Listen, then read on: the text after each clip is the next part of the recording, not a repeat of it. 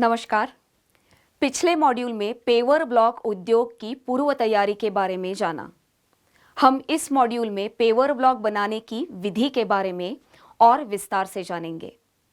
यहाँ हम 60 mm मोटाई के पेवर ब्लॉक को बनाने की विधि देखेंगे।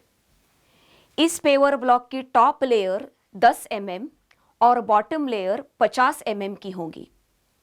पहले हम टॉप लेयर के लिए लगने वाले कलर कंक्रीट को पैन मिक्सर का इस्तेमाल करके बनाएंगे। कलर कंक्रीट को बनाने के लिए सीमेंट, रेती और 6 mm के साइज के स्टोन क्रश का इस्तेमाल किया जाता है। इस सामग्री को 1:1:2 के प्रोपोर्शन में मिलाया जाता है। रेती ना मिलने पर रेती के जगह पे स्टोन क्रश का इस्तेमाल किया जाता है।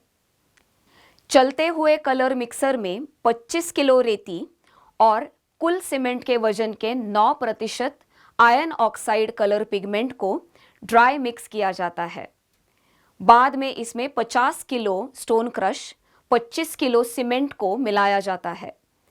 यहाँ पर कलर मिक्सर को 5 मिनट चलाया जाता है ताकि सारी सामग्री अच्छी तरह से मिक्स हो जाए। अब कलर मिक्सर में 8 लीटर पानी मिला के फिर से मिश्रण को कुछ देर के लिए अच्छे से मिक्स होने दिया जाता है। तब तक दूसरे बाल्टी में 2 लीटर पानी में 200 ml हार्डनर मिक्स करें। इस मिश्रण को चलते हुए कलर मिक्सर में डाल दें और कुछ देर मिक्स होने के बाद कलर कंक्रीट बनकर तैयार हो जाएगा। टॉप लेयर बनाने के लिए सिर्फ 6 mm स्टोन क्रश का ही इस्तेमाल करें। इससे ब्लॉक्स के किनारे बिगड़ने का खतरा नहीं होता। टॉप लेयर में स्टोन डस्ट का प्रयोग बिल्कुल न करें, इससे पेवर ब्लॉक की स्ट्रेंथ कम हो जाती है। पानी और सीमेंट का रेशियो 0.4 से 0.5 के बीच में ही होना चाहिए। उदाहरण के लिए अगर 25 किलो सीमेंट इस्तेमाल हुआ है तो 10 से 15 लीटर पानी की आवश्यकता होगी। यहाँ ध्यान रहे कि आपको कलर मिक्सर को बंद नहीं करना है, उसे चलने देना है। इससे मिश्रण होमोजेनियस बना रहेगा और उसमें गांठें बिल्कुल भी नहीं बनेगी।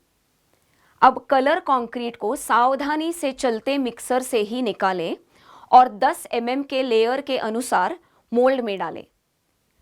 आगे मोल्ड को वाइब्रेटर टेबल पर कॉम्पैक्टिंग के लिए छोड़ दें।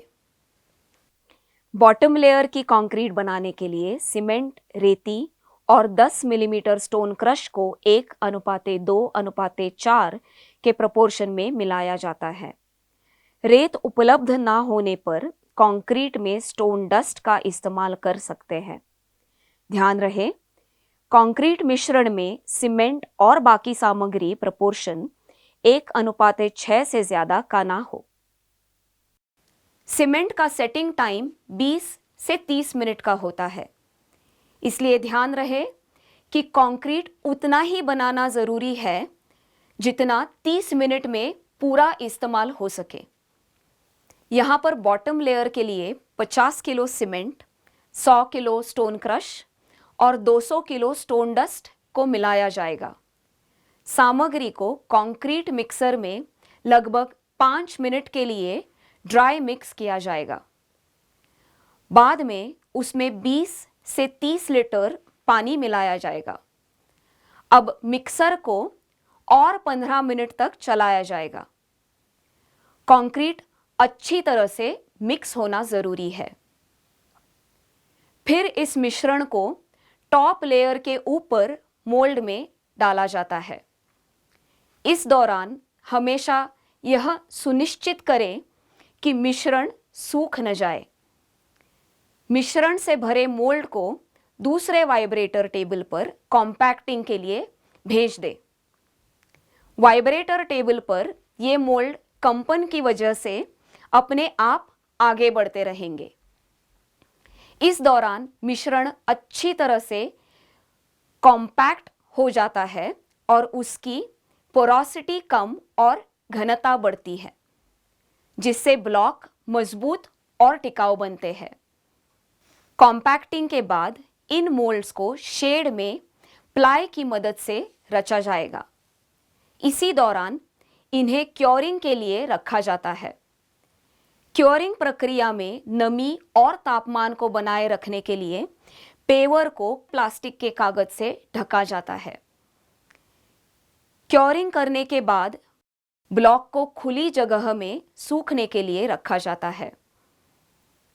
ब्लॉक के कलर के लिए और जलरोधक बनाने के लिए इन पर लैकर की परत चढ़ाई जाती है। इससे कलर की आयु बढ़ती है। अब ये पेवर ब्लॉक्स इस्तेमाल के लिए तैयार है। अब हम पेवर ब्लॉक उद्योग में लगने वाले सुरक्षा उपकरणों तथा नियमों के बारे में जानकारी प्राप्त करेंगे।